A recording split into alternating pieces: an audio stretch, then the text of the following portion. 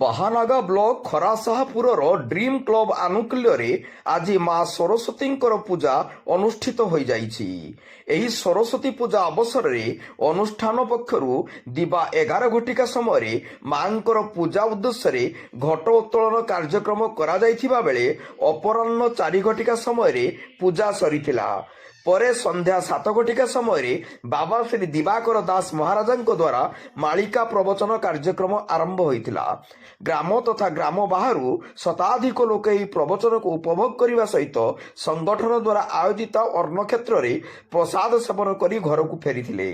ଏହି କାର୍ଯ୍ୟକ୍ରମରେ ଅଞ୍ଚଳର ବହୁ ମାନ୍ୟଗଣ୍ୟ ବ୍ୟକ୍ତିଙ୍କ ସହ ରାଜନେତାମାନେ ଯୋଗ ଦେବା ସହ ପ୍ରବଚନ କାର୍ଯ୍ୟକ୍ରମକୁ ଉପଭୋଗ କରିଥିଲେ।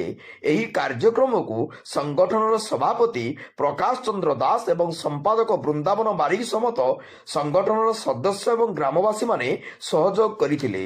ବାହାନଗାରୁ ଶିଶିର ରୟଙ୍କ ରିପୋର୍ଟ, ଜନତା ଏକ୍ସପ୍ରେସ।